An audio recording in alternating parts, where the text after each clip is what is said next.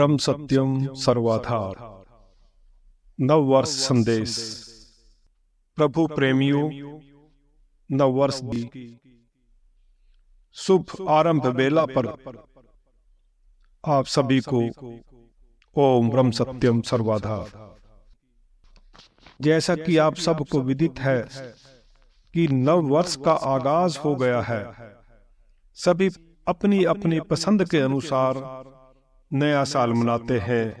देश विदेश में होटल बुक किए जाते हैं। रंगारंग संगीत में प्रोग्रामों का आयोजन किया जाता है। डांस पार्टियों का आयोजन होता है। अब प्रश्न उठता है कि क्या नए साल का आयोजन केवल मौज मस्ती करना भर रह गया है? क्या हम पुराने सनातनी संस्कार, हवन, यज्ञ, सत्संग के आयोजनों को भूल बैठे हैं?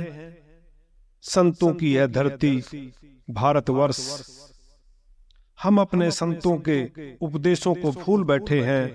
आओ आज हम फिर से सत्पुरुषों के उपदेशों के अनुसार नववर्ष मनाने का संकल्प लेते हैं।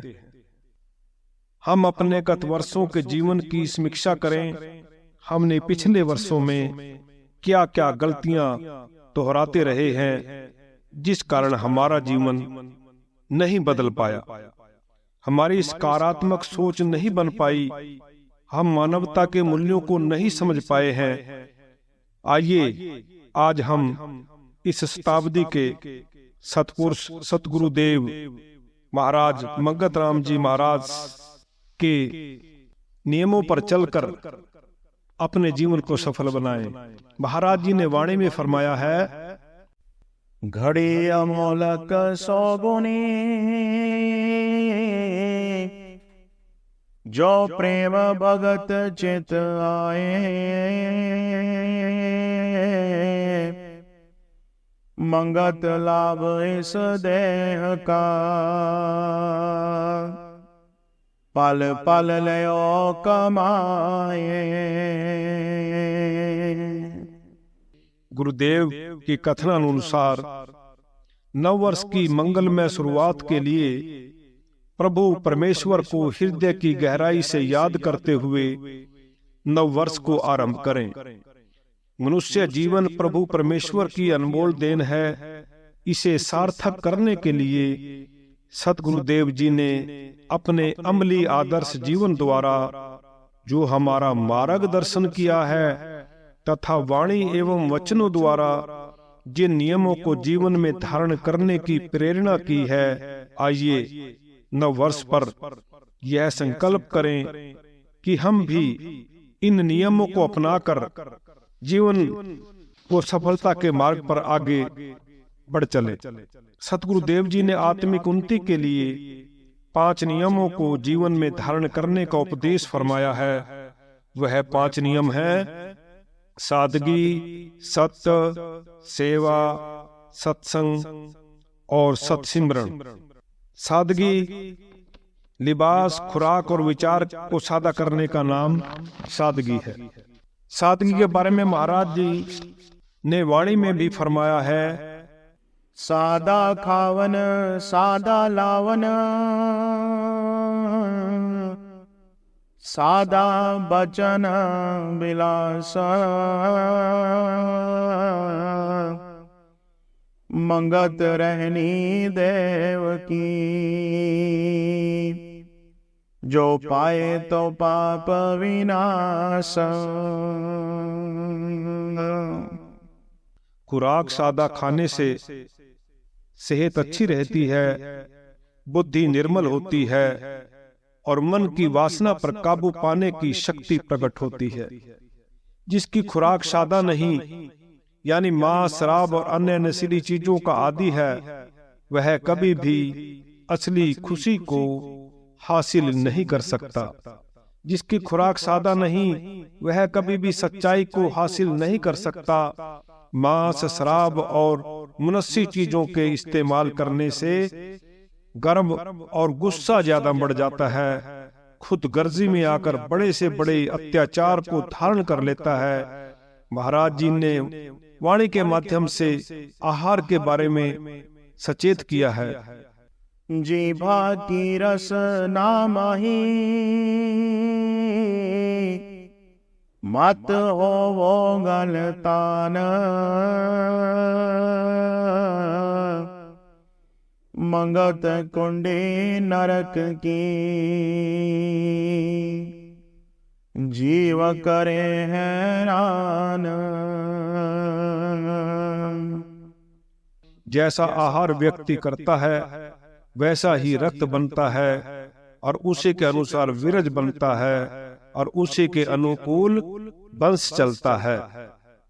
तो महाराज जी आगे फरमा रहे हैं कि यह शरीर एक महान कर्तव्य के लिए मिला है, भोग भोगने के लिए नहीं। शरीर के सुखों को मर्यादा के अंदर रखो। जो मर्यादा का आहार व्यवहार करता है वही आराम में रहता है। सादे लिबास के बारे में महाराज जी फरमाते हैं कि जीव को लिबास सादा पहनना चाहिए। लिबास जीव तन ढकने के लिए पहनता है, इसलिए ऐसा लिबास धारण करना चाहिए ताकि शरीर ढका रहे। हमें मर्यादित वस्त्र पहनने चाहिए जिससे देखने वाले के मन में भी विकार उत्पन्न हो और अपना मन भी शांत रहे, क्योंकि भड़काऊ लिबास पहनने से अपने मन में भी अहंकार आता है। सादगी का तीसरा अंग है विचार की सादगी, यानी शुद्ध व्यवहार। विचार की सादगी यह है कि हर एक से निष्कपट होकर विचार करना, दिल में ईर्ष्या न रखना, साधारण विचार विमर्श करनी जिसमें पक्षवाद न होवे और वचन सोच करके उच्चारण करना।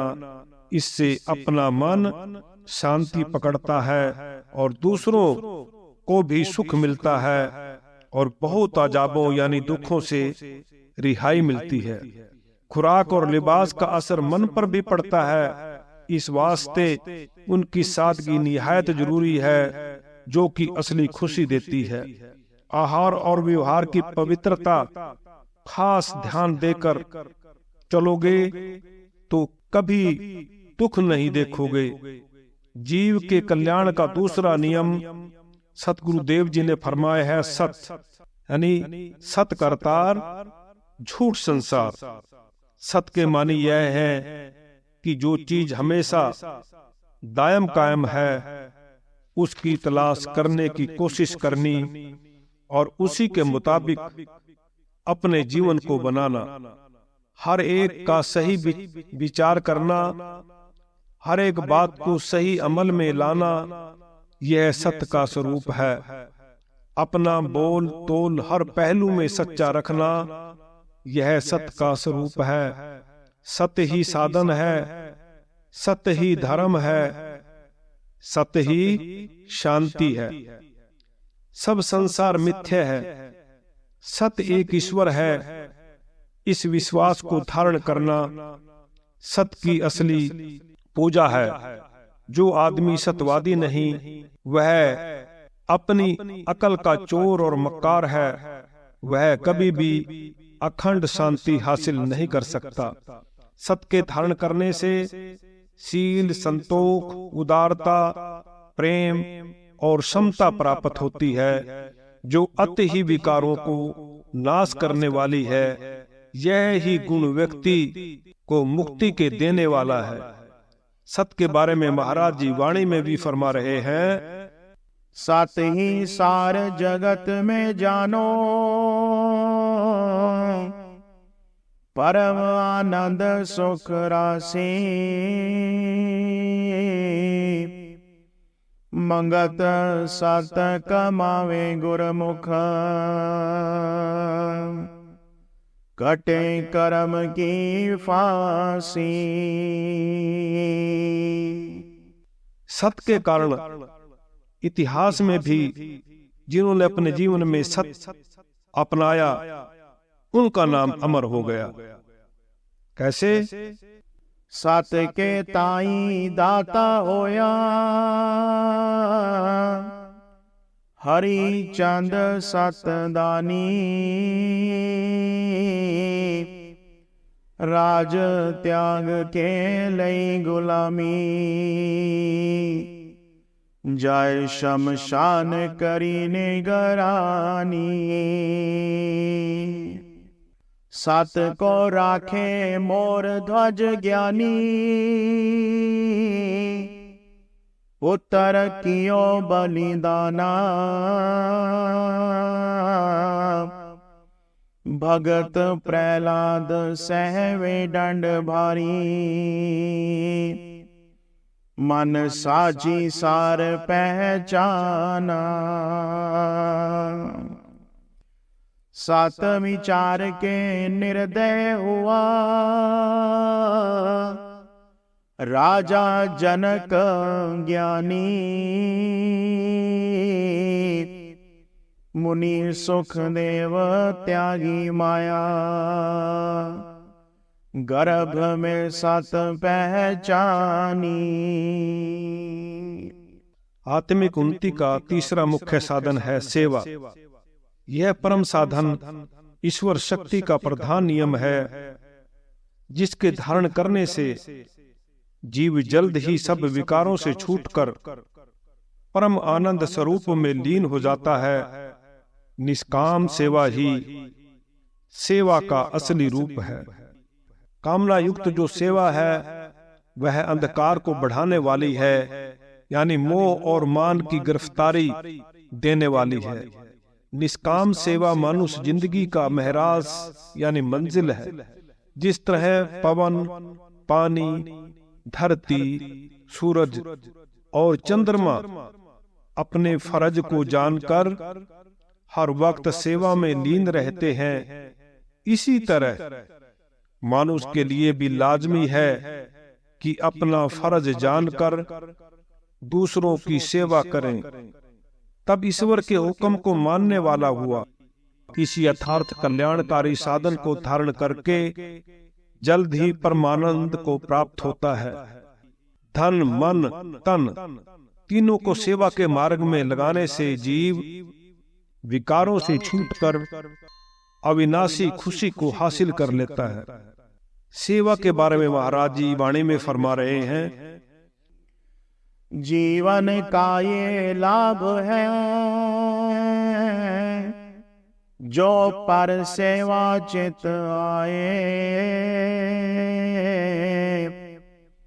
मंगत जाय सब दूषणा,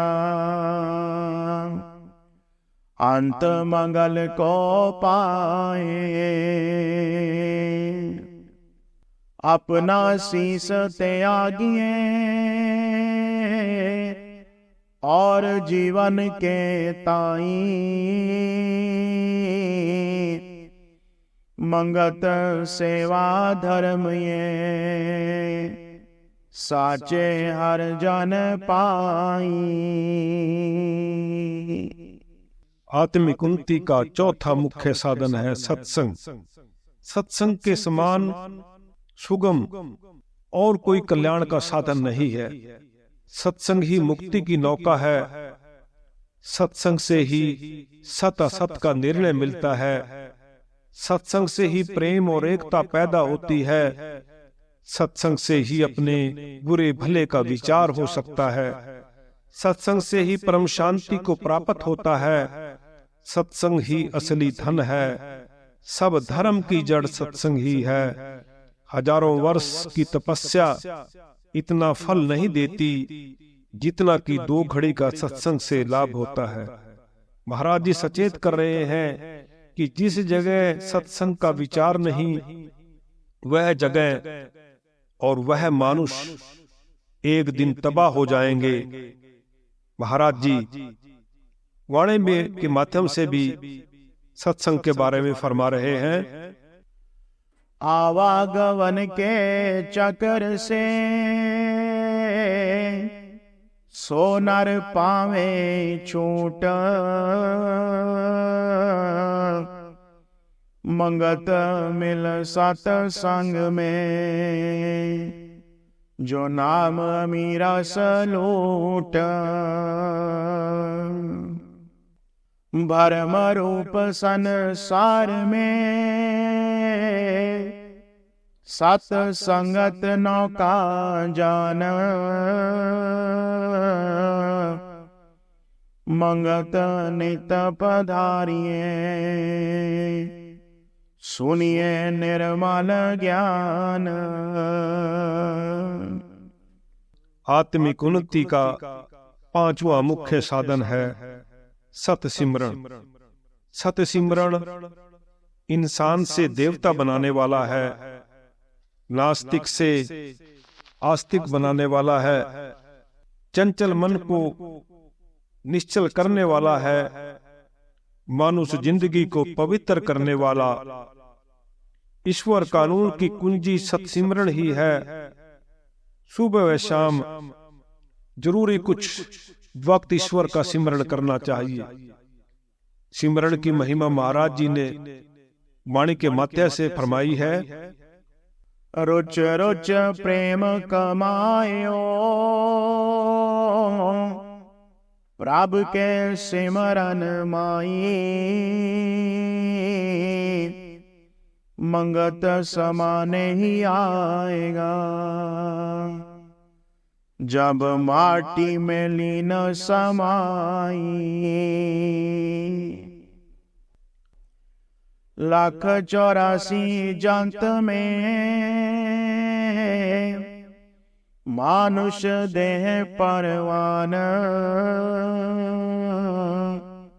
सिमरन साचे नाम का, इसमें मिले निधान। प्रभु प्रेमियों, जिस प्रकार एक बच्चा अपनी पढ़ाई सबसे पहले प्राइमरी क्लास से आरंभ करता है, दूसरी स्टेज में मिडिल क्लास, तीसरी स्टेज में हाई स्कूल यानी मैट्रिक क्लास, चौथी स्टेज में स्नातक की डिग्री और पांचवी स्टेज में स्नातकोत्तर की डिग्री प्राप्त करके अपनी पढ़ाई पूरी करके अपना जीवन, अपना मुकाम हासिल कर सकता है। उसी प्रकार से महाराज जी फरमा रहे हैं कि अध्यात्म की पढ़ाई में भी जीव अगर लगन और दृढ़ विश्वास से सादगी, सत्य, सेवा, सत्संग और सत्सिमरण से अध्यात्म की अंतिम डिग्री को प्राप्त कर अपने इस मानुष जन्म को सफल बना सकता है, जन्म मरण के चक्कर से छुटकारा पा सकता है। आइए इसी संकल्प के साथ हम अपने नए साल का शुभारंभ करने का निश्चय करें।